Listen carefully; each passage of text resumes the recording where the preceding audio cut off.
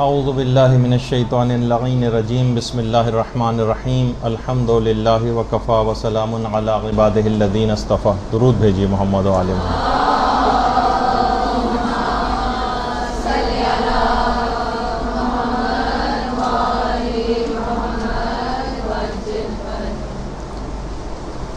جو کہ اکثر دماغوں میں آتا ہے اور یہ پوچھا بھی جاتا ہے کہ ہم بہت سے نیک کاموں کی اہمیت سے آگاہ ہونے کے باوجود اس کو کر نہیں پاتے، ان کی توفیق ہی نہیں مل پاتی.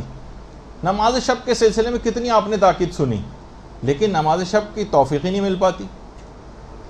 مثلا پڑھنے کے لیے اٹھا ہی نہیں جاتا. کتنے نیک اعمال اس طرح سے اور ہیں، یعنی جیسا ہم چاہتے ہیں ویسا عمل نہیں ہو پاتا، پھر ہم کیا کریں؟ دوسرے الفاظ میں ہمیں توفیق نہیں ملتی ان کاموں کو کرنے کی. تو دیکھیے یہ بات یاد رکھ لیجئے کہ مشیت خدا اور بندے کا ارادہ جب آپس میں مل جائے تو توفیق وجود میں آتی. بندے کا ارادہ اور پروردگار کی مشیت، ان دونوں کو ملنا چاہیے. ان میں اگر کوئی ایک چیز بھی کم ہے تو توفیق نہیں ملے گی. اور ہمیشہ یہ بات یاد رکھ لیجئے کہ گناہوں پر اصرار کرنے کے نتیجے میں توفیقات سلب ہو جاتی ہیں. گناہوں پر اصرار، بار بار کرتے چلے جانا. امام خمینی نے بہت ہی اچھی بات اس سلسلے میں فرمائی. فرماتے ہیں کہ بہت ممکن ہے کہ نامحرم پر فقط ایک بری نگاہ یا زبان کی صرف ایک بار چھوٹی سی لغزش، ایک طنز، صرف ایک دفعہ کا مذاق، صرف ایک دفعہ کوئی برائی طویل عرصے تک توفیقات کو ختم کر دے. بہت ممکن ہے اس بات کا ہونا کہ فقط نامحرم پر ایک بری نگاہ، ایک بار فقط زبان کی لغزش، ایک طنز یا ایک مذاق یا کسی بھی ایک ایسا کوئی برائی کا کام، اس سے توفیقات آپ کو ملنا طویل عرصے تک کے لیے بند ہو جائے. اور خدا اور بندے کے درمیان ایک حجاب آ جاتا ہے. باقاعدہ جو شرح لکھی حدیث جنود و عقل و جہل میں امام خمینی نے باقاعدہ اس کی شرح کی اور یہ کہا ہے کہ یہ بہت عین ممکن ہے، تو انسان کو تمام گناہوں سے اپنے آپ کو بچانا چاہیے. البتہ کچھ چیزیں ایسی ہیں کہ جس کے اندر توفیقات کے خزانے پوشیدہ ہیں، اور یہ بات ہمارے چوتھے امام زین العابدین علیہ الصلوۃ والسلام نے بتائی.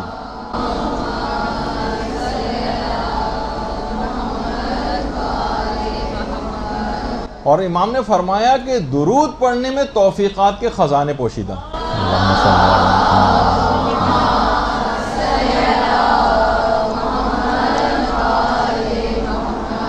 توفیقات کے خزانے. اور بہت سی روایات میں تو یہ ہے کہ گناہوں کی جڑ کٹ کے رہ جاتی ہے جتنا زیادہ انسان درود پڑھتا. اور دیکھیے توفیق کہتے ہیں ایسے اسباب پیدا ہو جائیں جس سے اطاعت خدا آپ کے لیے آسان ہو جائے، یہ بھی توفیق.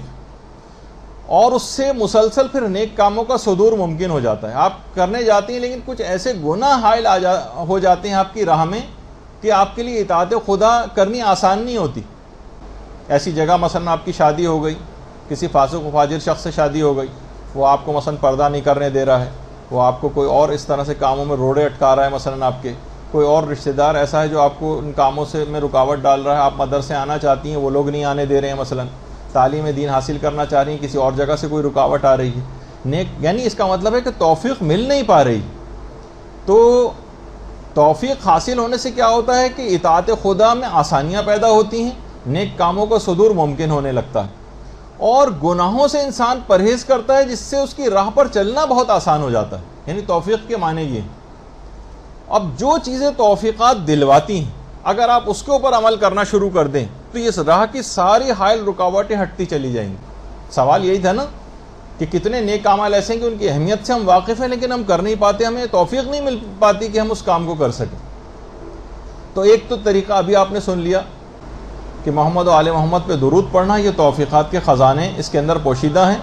اللہم صلی علی محمد و آل محمد.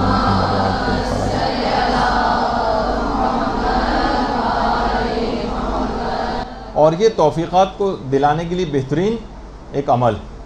دوسری چیز علماء نے کہی، اب اس میں اتنا وقت نہیں ہوگا، میرے پاس بہت تیز رفتاری سے گزرنا ہے. تقویٰ جتنا زیادہ آپ حاصل کرتی چلی جائیں گی، گناہوں سے اپنے آپ کو جتنا زیادہ آپ بچائیں گی اپنے آپ کو گناہوں سے، اتنا ہی توفیقات آپ کو زیادہ سے زیادہ ملتی چلی جائیں گی.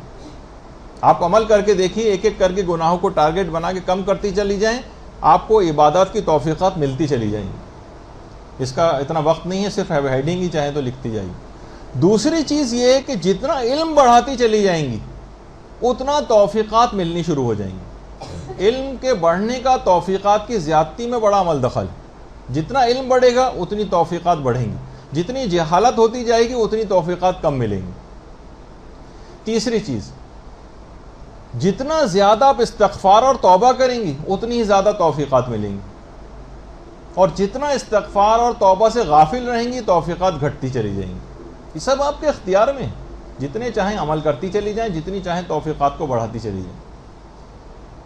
اگلی چیز, مخلوق خدا پر جتنے زیادہ آپ احسانات کریں گی, لوگوں کو سہولیات مہیا کریں گی, ان کو آسانیاں مہیا کریں گی, ان کے اس لیے مشکلات نہیں کھڑی کریں گی, اتنی ہی توفیقات آپ کو ملتی چلی جائیں گی. اور جتنا لوگوں کے لیے مشکلات کھڑی کریں گی, گھروں میں لڑائی جھگڑے کریں گی, ساسوں کے ساتھ لڑائیاں ہوں گی, بہوؤں کی جو ہے ساسیں جو ہے بہوؤں کے ساتھ لڑائیاں کریں گی, گھر کے اور رشتہ دار آپس میں غیبتیں کریں گے, ایک دوسرے کے خلاف جتنی چیزیں ہوتی چلی جائیں گی اتنا ہی زیادہ توفیقات گھٹتی چلی جائیں گی. مخلوق خدا کے لیے جتنی احسان اور آسانیاں آپ جمع کریں گی اتنی ہی زیادہ آپ کو توفیقات ملیں گی. اب آپ کو سمجھ میں آ رہا ہوگا یقیناً کہ توفیقات کیوں گھٹتی چلی جاتی. پھر اس کے بعد جتنی آپ کی نیت نیک ہوگی لوگوں سے متعلق اتنی ہی زیادہ آپ کو توفیقات ملیں گی. چاہے عملاً آپ بہت سارے لوگوں کے خلاف بات نہیں کر پاتی, عملاً اقدام نہیں کر پاتی, لیکن آپ کی نیت ان کے متعلق صحیح نہیں ہوتی, ان کو آپ ترقی کرتے نہیں دیکھنا چاہتی, ان کسی اچھی جگہ شادی ہو جائے تو آپ حسد میں مبتلا ہو جاتی ہیں, کہ کوئی اور نعمت کسی کو مل جائے تو جو ہے وہ بظاہر اچھے بن کے ملتے ہیں لیکن دل سے نیت اور نیک نیتی آپ کے نہیں ہوتی. معاشرے کی بات کر رہا ہوں, خدا نخواستہ آپ اس سے مراد نہیں.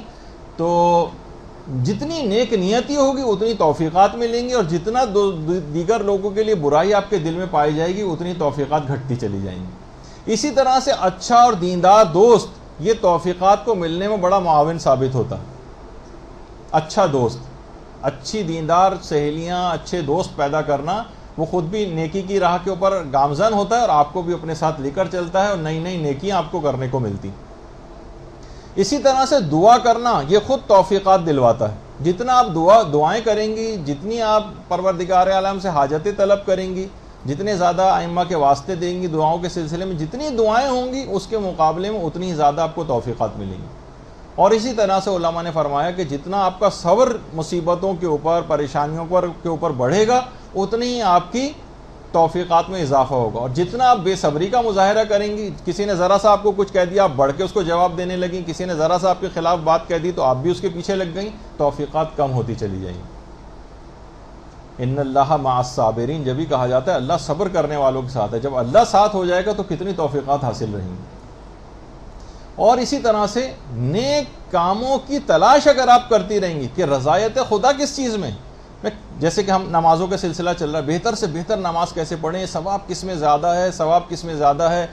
کوئی بھی عمل آپ کرنے جا رہی ہیں فوراً یہ دیکھیں کہ کون سا طریقہ ایسا ہے میں زیادہ سے زیادہ خوشنودی خدا حاصل کر سکوں. نیک کاموں کی تلاش میں رہیں, یہ نہیں کہ بس وہ 2-4 چیزیں آپ نے پکڑ رکھی ہیں بس اس کے علاوہ کسی طرف نگاہ نہیں, نئی سے نئی چیزیں نیک کاموں کی تلاش کریں, خود بخود توفیقات آپ کے پیچھے پیچھے آئیں گی. تو بہرحال دل کو اگر مائل کیا جائے, نیکی کرنے کا ارادہ کیا جائے اور مستحکم ارادہ کر لیا جائے اور پوری قدرت و استطاعت کے ساتھ اس کو وجود میں لایا جائے تو خود بخود پھر علماء فرماتے ہیں کہ توفیق مل جائے گی. یعنی مصمم ارادہ کریں اور عمل کر ڈالیں, پھر آپ دیکھیں کہ توفیقات آپ کو کیسے ملتی. تو یہ ایک سوال, اس کا بھی جواب ہو گیا کہ ہم بہت سی چیزوں کو نہیں کر پاتے ہیں لیکن اس میں ہمارا اپنا قصور ہوتا ہے, جو کہ آپ نے سارے قصور بھی سن لیے, اور اس کے برخلاف کون سے اعمال کریں تو ہمیں اس کو راہ سے ہم اپنی تمام رکاوٹیں ہٹا دیں گے اور ہمیں توفیقات کے خزانے حاصل ہونے لگیں.